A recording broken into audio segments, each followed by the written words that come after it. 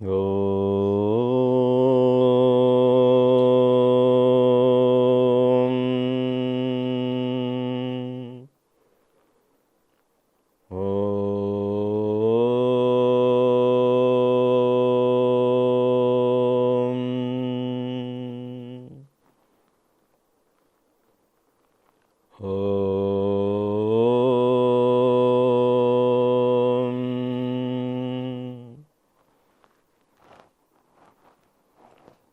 Om Sahana Vavato Sahanau Bhunakto Sahaviryam Karavavahe Tejasvina Vaditamastu Ma Vidvishavahe. Om Shanti Shanti Shanti. Sadashivasamarambham Shankaracharya Madhyamam Asmadacharya Paryantam Vande Guru Paramparam. Om Shri Gurubhyo Namaha. Invoking the grace of Mahaganapati, who removes all obstacles in our endeavors. Invoking the grace of Lord Medha Dakshinamurti to give us light of wisdom, and invoking the grace of the Guru Mahatmas of our Guru Parampara, which begins from Lord Dakshinamurti, followed by Bhagavan Adi Shankaracharya and Pujya Swami Dayananda Saraswati ji. Welcome to today's third session.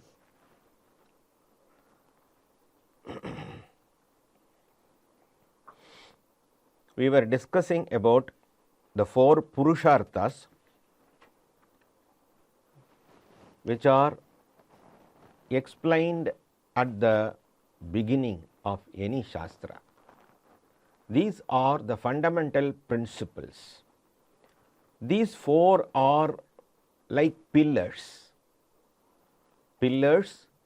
of our Vedic culture, philosophy, and the way of life.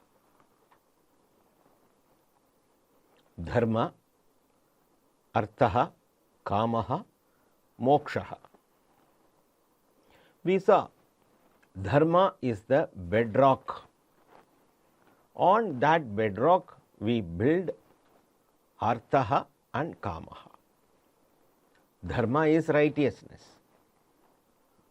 What I wish for me, I should wish for you also. I should not hurt others for my pleasures. If I need pleasure, I should expect pleasure for you. I will never expect pain for me, so I should not wish pain for you also. This is one fundamental understanding about Dharma. Then we saw Samanya Dharma. This Samanya Dharma is universal Dharma. Satya, truth. Dharma, righteousness. Shanti, peace.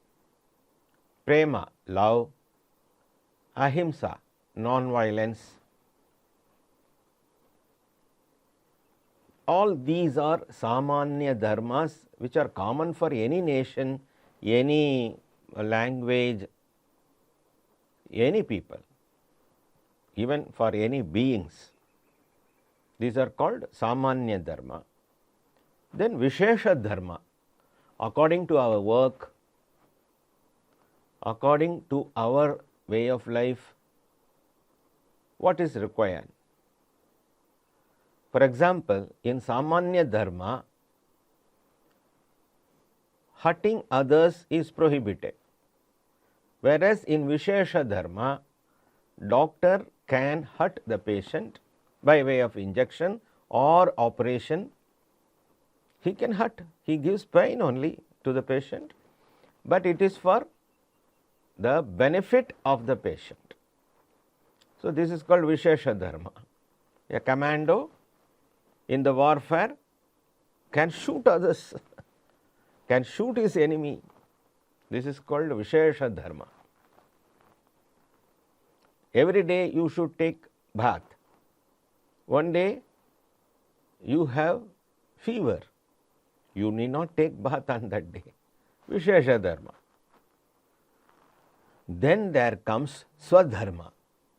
Swadharma is the dharma based on my own nature,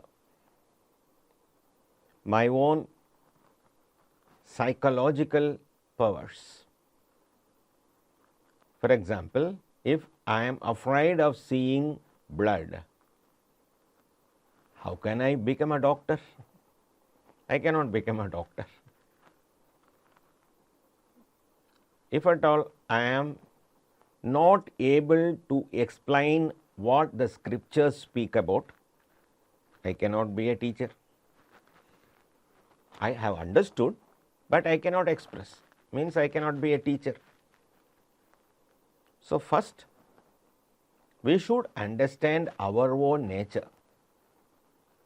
Whether I am good in learning and teaching, or I am courageous, or I am good in buying and selling, or only I am fit for physical work. So this is called Swadharma, understanding our own true nature. This is what misunderstood in the name of Varnashrama Dharma, Brahmanaha, Kshatriyaha, Vaishyaha, Shudraha. In fact, all these four are equal. It doesn't mean that one is superior and one is inferior. Brahmanaha is considered to be the head of Ishvara.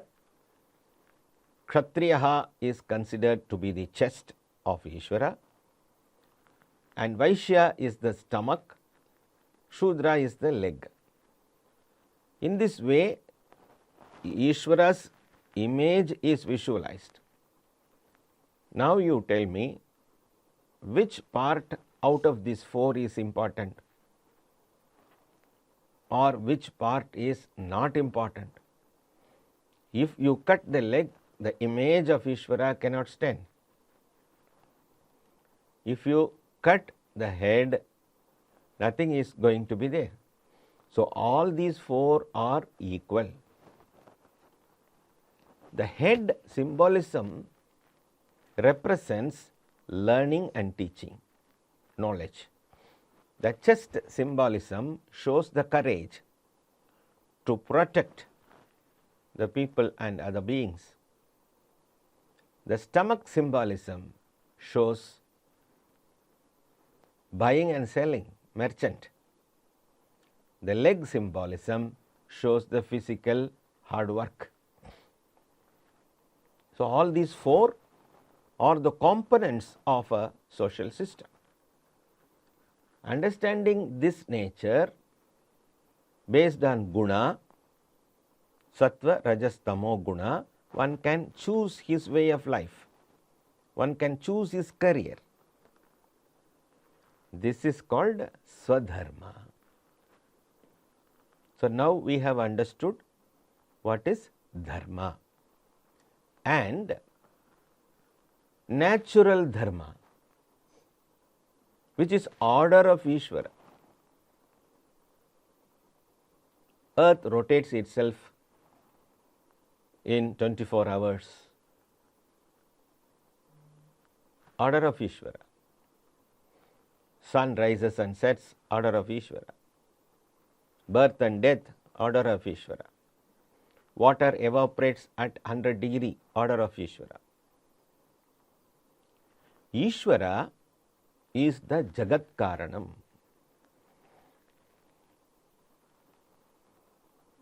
Keeping Maya Shaktihi in his control, Ishvara has manifested this world. For that, he should have two reasons, two capacities, two causes. One is intelligent cause, another is material cause.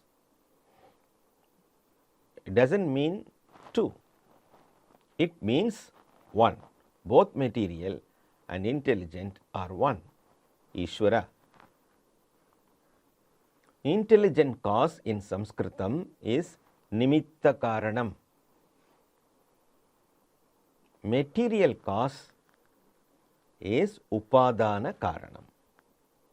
This is a particular important point to be understood in Sanatana Dharma, which is not available in other faiths. Ishvara is the intelligent cause as well as the material cause. So, in other faiths, material comes secondary, God comes primary. Here, there is no primary and secondary, both are one, Ishvara. So, if you respect a stone, you are not only respecting the material, you are respecting the cause, which is intelligence also. So, if you see the Jagat, Jagat is Ishvaraha, Jagannathaha, Jagatatma, Jagadatma. If you understand Jagat, you are understanding Atma also. Then what you will get? Ananda, Jagadatmananda. Don't forget. You will not forget Jagadatmananda. Will you forget Jagadatmananda? No. Jagat is material, Atma is Ishvara, Brahman. If you understand both, you will have Ananda. Why Ananda, not Santosha? Santosha is temporary. Ananda is eternal.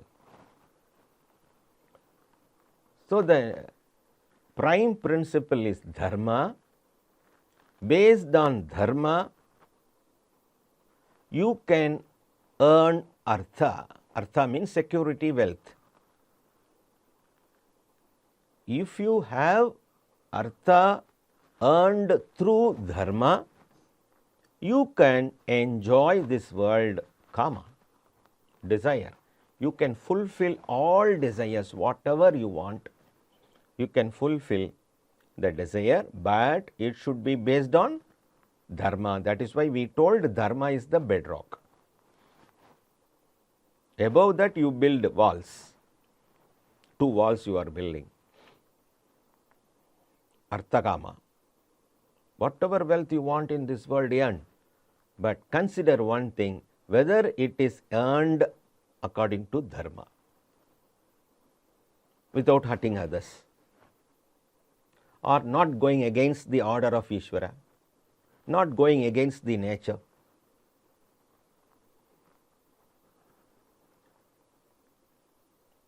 You can enjoy anything, not going against nature, not hurting others. That is based on Dharma. And if you do action according to Dharma, you earn Punya. That Punya gives wealth and fulfillment of desire, right? And now it gives happiness, pleasure. But I told this happiness has a tail, sorrow. Happiness comes along with dukkha, sukha, dukkha. Anything, whatever you obtain, gives a temporary pleasure, time being happiness, relative happiness. It never gives eternal happiness. So, now my search is towards, is there anything called eternal happiness? Now Shastras introduce the 4th Purushartha, which is the Parama Purushartha. These three Purusharthas are Avantara Purusharthas, which are secondary Purusharthas. This moksha is Parama Purushartha, important, main, major.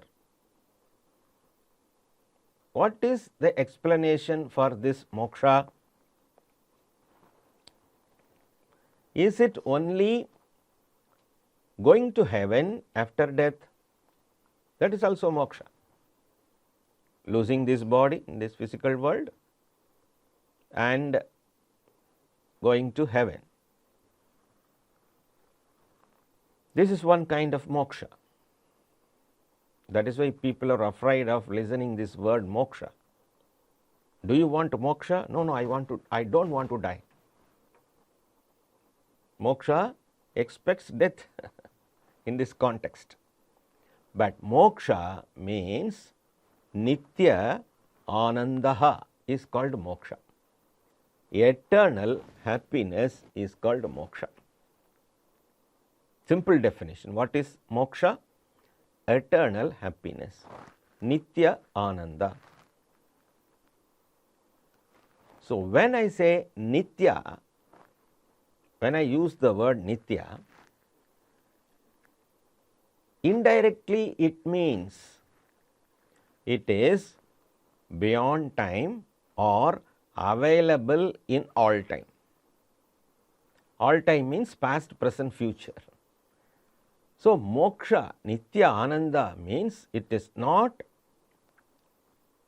obtainable only in future, it is there now and also it is already.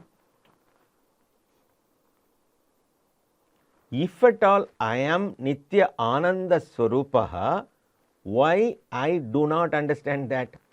I feel dukkha, I feel sorrow, I feel dissatisfaction, I feel the duality, pain and pleasure. Why? Shastras say you are Nitya Ananda Swarupaha. But I don't feel that. The word Nitya means that I am already happy. At present I am happy. I am going to be happy in future. So the Ananda, bliss or happiness mentioned by Shastras is beyond time, eternal, Nitya. But the Ananda what I get when I get a thing what I love, what I desire for, I get Ananda. When I lose it, I get dukkha. So it is temporary. What I am experiencing as happiness is temporary. For example, I get food, stomach full of food, tasty food. I am satisfied at the tongue, I am satisfied at the level of stomach, at the level of heart also I am satisfied. How long? 2 hours, 3 hours. After 3rd hour, I may get a symptom. My stomach will say, I am hungry. My heart will palpitate whether I will get food or not. My tongue will long for a new taste. That taste I have enjoyed already. Boring. Same rasam, same sambar, same food. I want something new. My tongue will say. Right? This is temporary pleasure what I enjoy, but Shastras say you are Nityananda Swarupaha. You are having bliss eternally. But I do not understand what Shastras say. What is this Nityatvam? So it must be hidden from me. Who is hiding this Nityananda Swarupa from me? Ignorance, avidya, ajnanam hides this my true nature from myself. So spirituality is all about removing this ignorance. Shastras only speak for removing the ignorance, and Guru tries to remove the ignorance. That is why he is Guru. Gu is darkness, Repa is light. One who removes the darkness of ignorance through the light of wisdom is Guru. And after removing these sheets, covers, I understand I am Jyotihi, I am the light. When already this is my Swaya Swarupaha, true nature of the self. That is called moksha. Now we have understood these four shabdas: dharmaha, arthaha, kamaha, mokshaha. For removing this ignorance, we need Guru Shastra. Shastra is Vedanta. As we discussed earlier, Vedas are having three parts: Karma Kanda, Upasana Kanda, and Jnana Kanda, which is Upanishads. They are the pramana, means of knowledge. Pramana means means of knowledge is this Shastra. Through this, what we are going to do, we submit ourselves to remove the ignorance. What kind of ignorance it is? I have already explained. Ignorance in English means I do not know. I don't know is ignorance.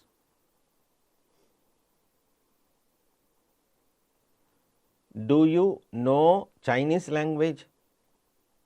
What you will say? What is your reply? I don't know. How will you greet in Chinese? I don't know. This is ignorance.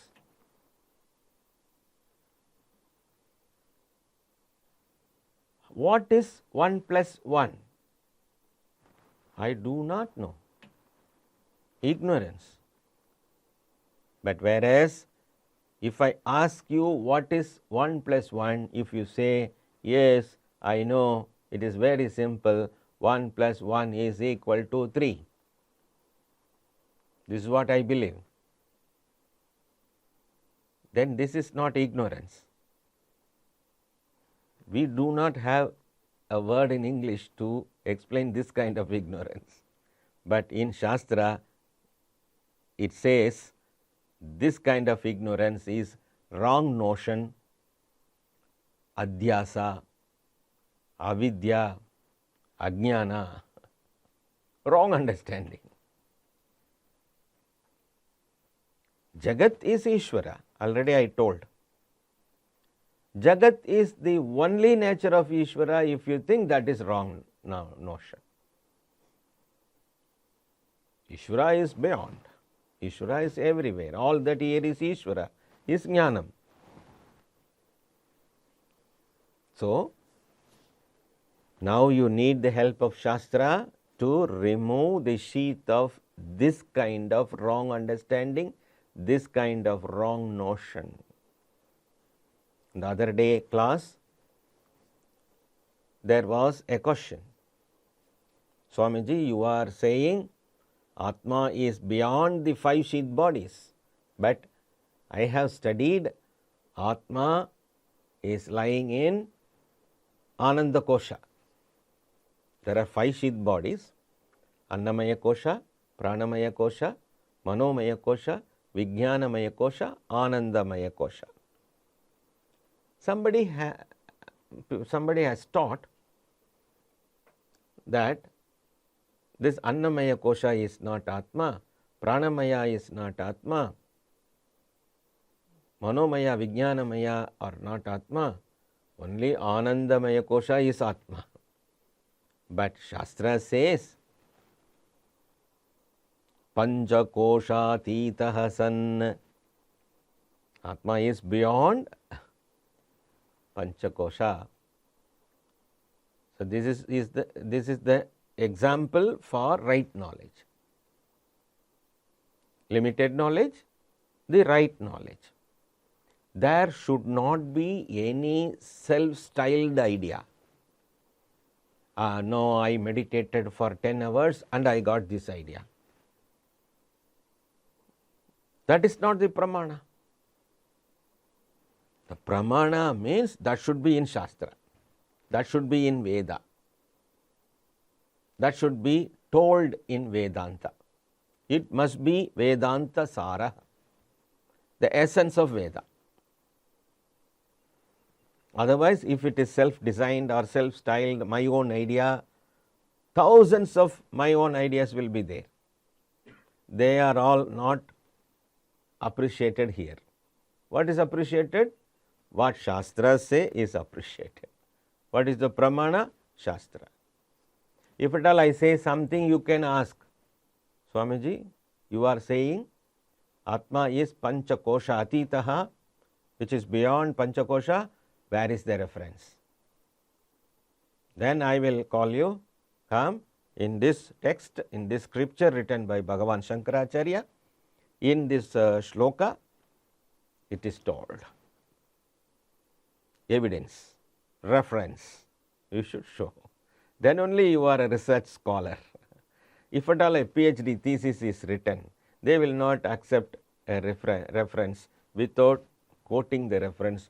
Who is the author, what is the book, when it is published, who has published, what is the year of publication, everything you have to give reference. Like that in Shastras also you should be able to refer who has told, which author has told, in which Veda it is there, in which Vedanta portion, Upanishad it is told, which Vedanta teacher has explained about it.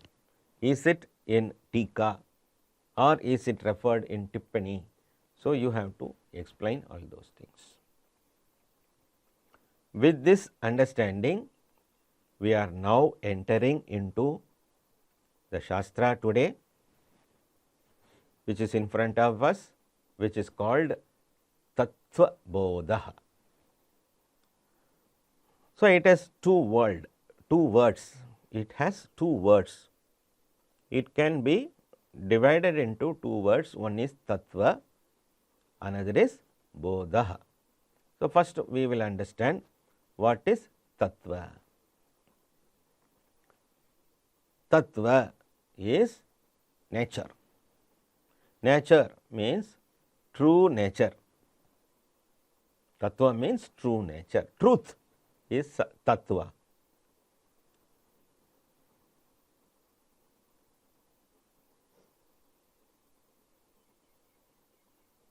Here, this Tattva can be divided into two words. Tat, Tvam. Tat in Sanskritam is that. In English it is that. Here the word that means Ishvara, Brahman, the true consciousness, pure consciousness. At the first instant, we take the word Tattvabodha, then we divide it into two, Tattvam and Bodha. Then we take the word Tattva, we divide it into two, Tat, Tvam. Here Tat means that Ishvara, who is Brahman, who is pure consciousness, is indicated by the word Tat. Then what is Tvam in Sanskritam? Tvam means you, Aham means I, Saha means he. But here Tvam indicates the true nature. The true nature of Brahman. Tattva means the true nature of Brahman. That is what called Tattva. Bodha comes from Buddha. Buddha means knowledge. Bodha means teaching of the knowledge. Teaching of that knowledge. Bodha.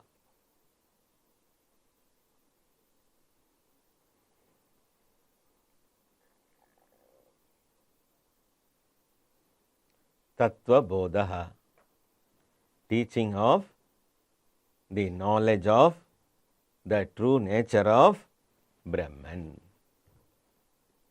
Clear? Why we are studying this? Tattvabodha. This is the text considered to be written by Bhagavan Adi Shankaracharya. Some people object this is not written by Adi Shankaracharya also.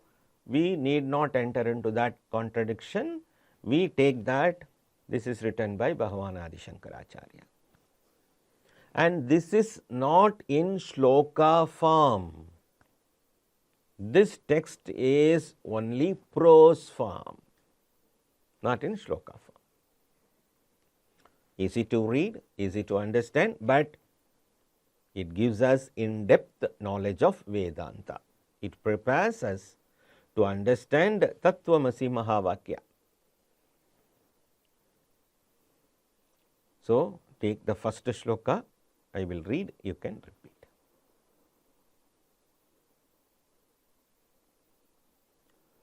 Vasudevendra Yogindram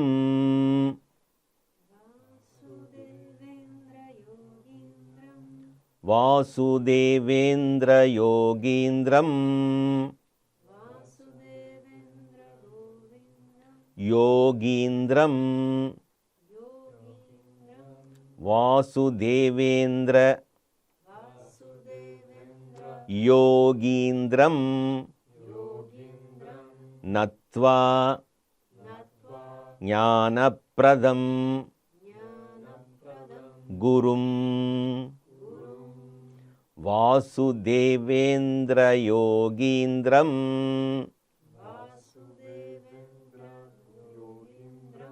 Vasudevendra Yogindram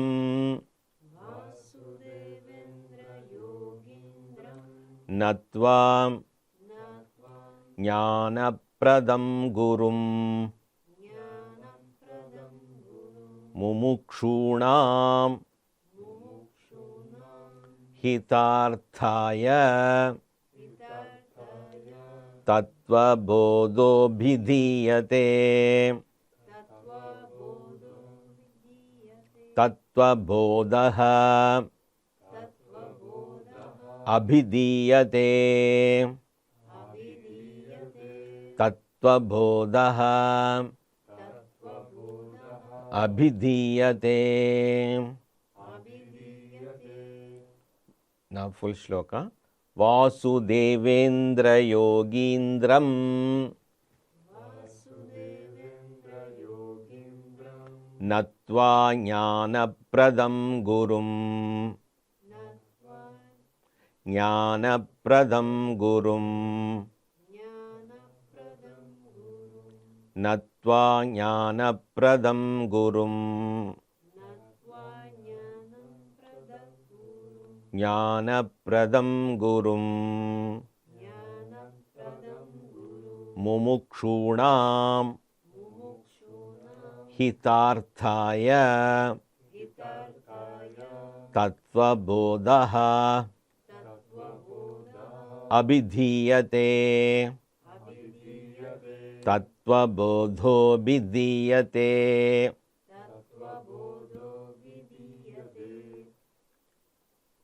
Vasudevendra Yogindram Natva Jnanapradam Gurum Mumukshunam Hitarthaya Tattvabodha Abhidiyate. This is the Prarthana Shloka or Mangala Charanam.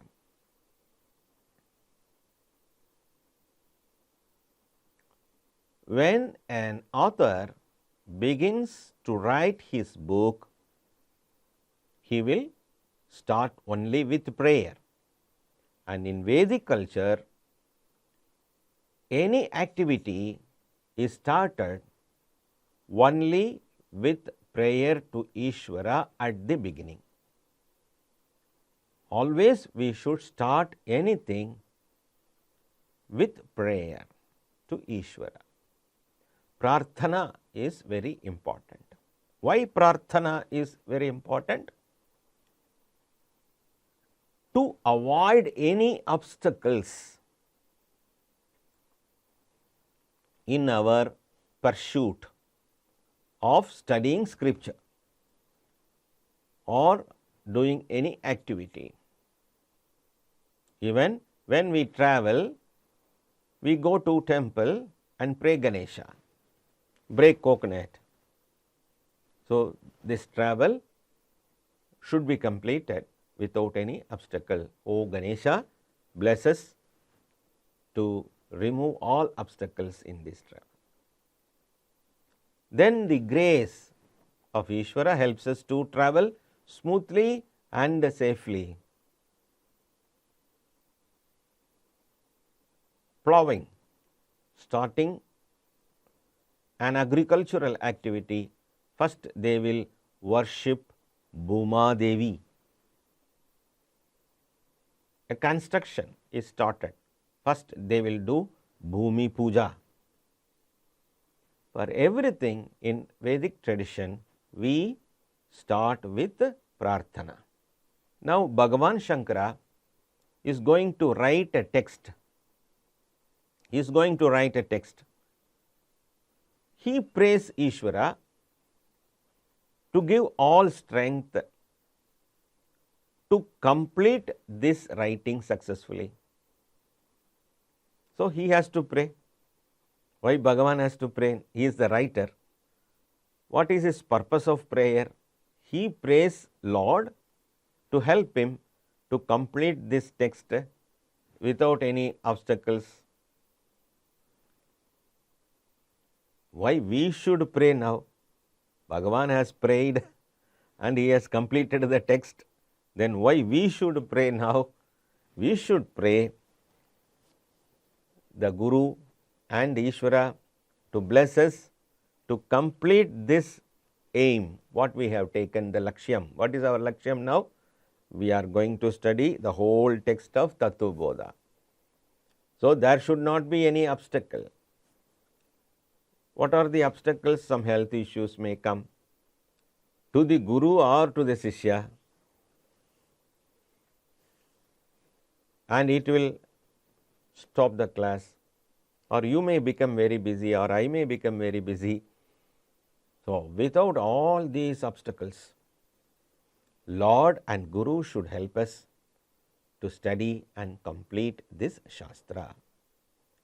The first word you have to take out of this long shloka is Nattva. Nattva means having saluted, having worshipped, having prayed. Nattva.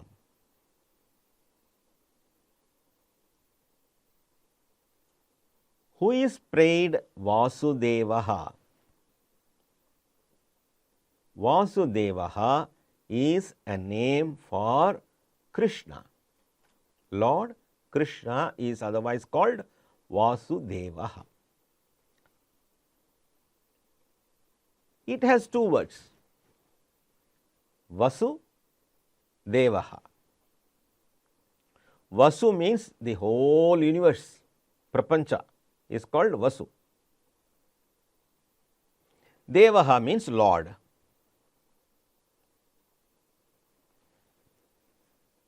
The ruler, the owner, Lord, Devaha. Vasudevaha means Lord of the whole universe is called Vasudevaha.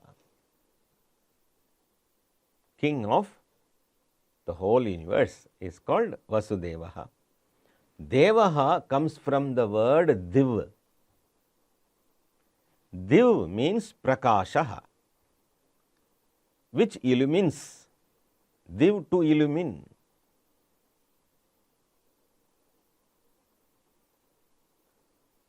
So, who illumines this world? Otherwise, it will be dark. Vasudevaha is the source of light which illumines this world, this universe.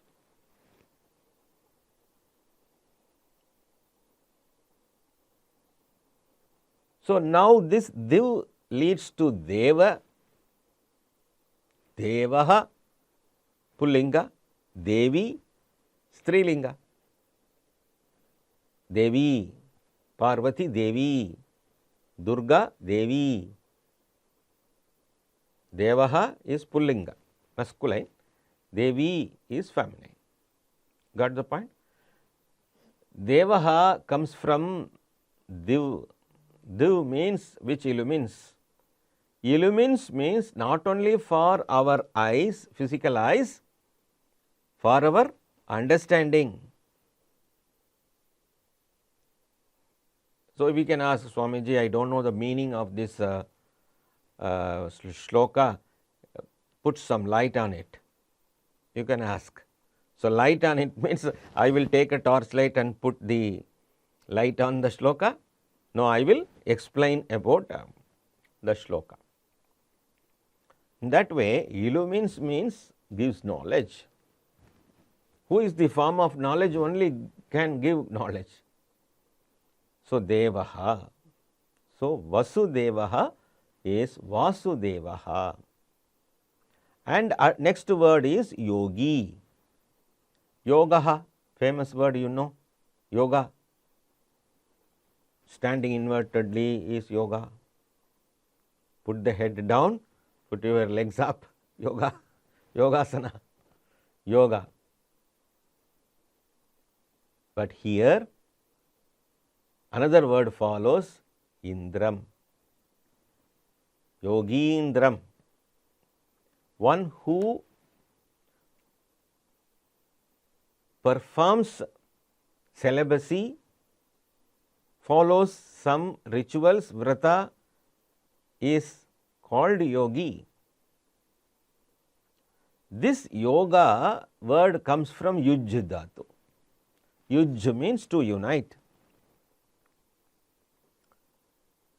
to remove dualism, otherwise unite or to remove dualism, to remove duality is called yoga. That is why Bhagavan Shri Krishna in Gita says Samatvam Yoga Uchyate. Samatvam means equal. Equal mindedness, equalness, equanimity, all yoga. Maya is also called yoga. Maya is also called yoga, which is illusion, which is mithya. So, he is the Indra who controls Maya, who keeps Maya in his control is called Yogindraha. Maya is illusion, erroneous knowledge, wrong notion. Wisdom removes that erroneous knowledge. So, Ishvara is Yogindraha.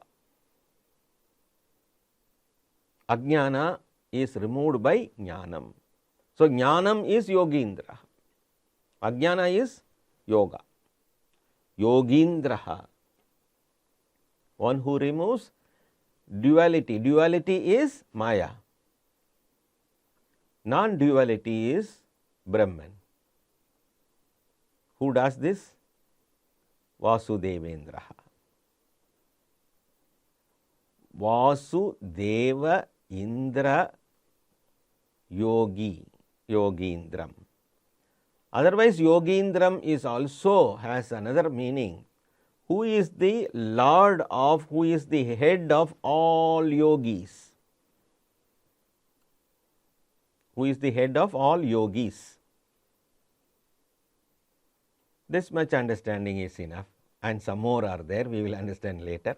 Vasudevendra Yogindram, one word. Natva, one word. Having worshipped Vasudevendra Yogindram. Natva Vasudevendra Yogindram. In that way you can rearrange. Having worshipped, having saluted Vasudevendra. Who is the king of all yogis? Having saluted Vasudeva, who is the king of all yogis? And also Gurum. So, Vasudevendra Yogindram indicates Ishvara. The word Gurum indicates his own Guru. Govinda Bhagavatpada is the Guru of Shankaracharya. So, Gurum means he worships his Guru. Bhagavan Shankara worships Govinda Bhagavatpada. Gurum. These words are all in second case. Dvitiya Vibhakti. You will understand when you further study Sanskritam what is this Dvitiya Vibhakti. The whole shloka has Dvitiya Vibhakti context. Vasudevendra Yogindram Jnana Pradam Gurum. This Jnana Pradam is the adjective to Gurum. What kind of Guru? Jnana Pradam Gurum. Who gives knowledge, who teaches the source of knowledge, who gives us the source of knowledge. He is not a Guru who is simply sitting. He is such a Guru who teaches is Jnana Pradam Gurum. His primary work, his primary interest is to teach. That Guru is called Jnana Pradam Gurum. Gurum means the Guru. Jnana Pradam Guru is adjective to Guru. It qualifies the Guru. Jnana Pradam word qualifies the Guru Shabda. Guru is Ukarantaha, Pullingaha, Guru Shabdaha, Guruhu. Guru Shabdaha. That Guru Shabda is qualified by the adjective Jnana Pradam Gurum. One who teaches Shastra. Jnana Pradam Gurum. To whom he is teaching? Next question. Mumukshunam. He teaches to Mumukshuhu. Who is that Mumukshu? The student. The Mumukshu means one who is desirous of moksha. Moktum Ichuhu, one who is desirous of moksha is called Mumukshuhu. The student, the Shishya. So, it indirectly gives the qualification of the Shishya. I want to become a billionaire. This is not the quality of a Shishya who comes for learning Shastra. I am not married, I want to marry. Is not the qualification of the Shishya. The Shishya should ask for knowledge. We will see how many questions a Shishya should ask. In Viveka Chudamani, the same author's text, it is told, if at all a Shishya meets a Guru, what he should ask. I will explain in forthcoming classes. Now, Mumukshu. Who is a Mumukshu? One who is desirous of knowledge required for liberation. So, moksha is liberation. For the benefit of those desirous of liberation, for the benefit of those, that is you. You are all interested now in liberation, moksha.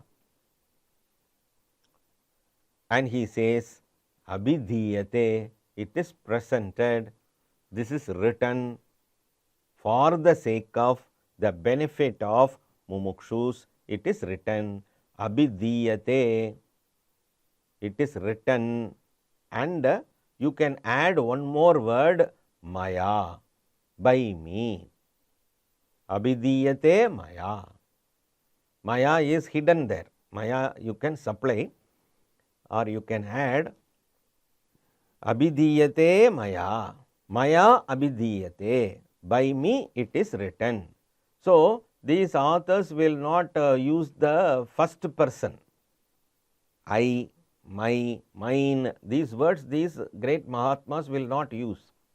So, they are hiding this maya, written by whom they are not telling. Written, it is written, abhidhiyate.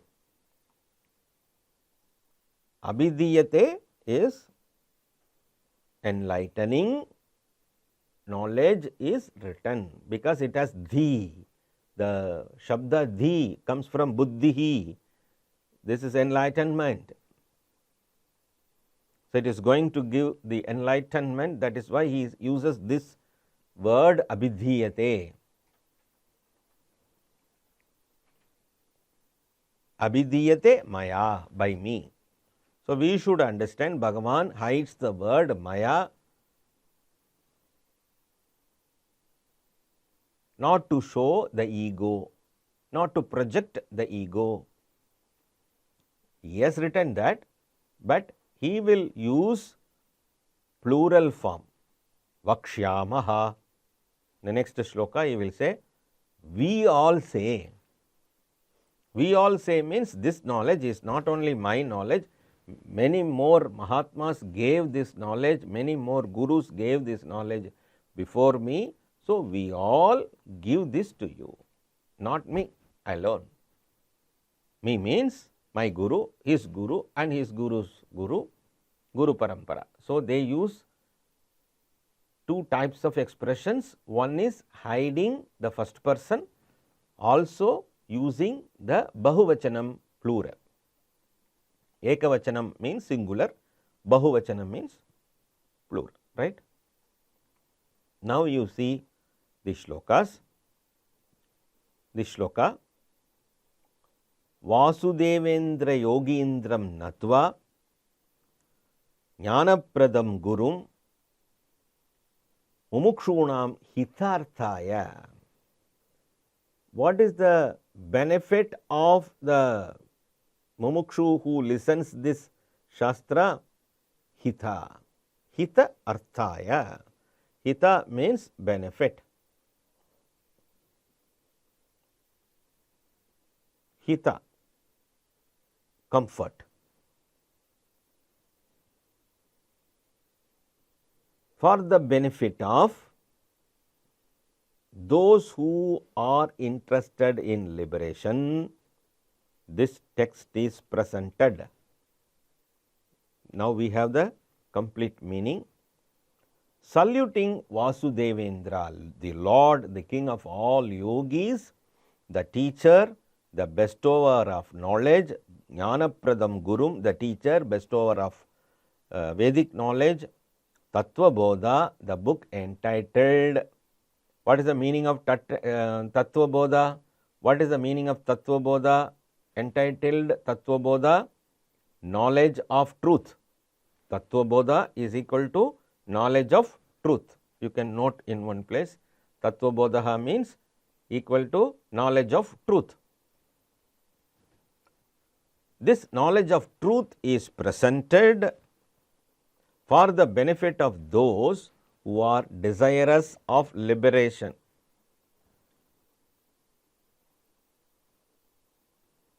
Saluting Vasudevendra, the king of yogis, the teacher, the bestower of knowledge. Now, these phrases make no difference between Lord and the Guru. Vasudevendra Yogindram Natva Jnanapradam Gurum. Natva Jnanapradam Gurum Vasudevendram. This kind of arrangement you can make, or Vasudevendra Yogindram Jnanapradam Gurum Natva.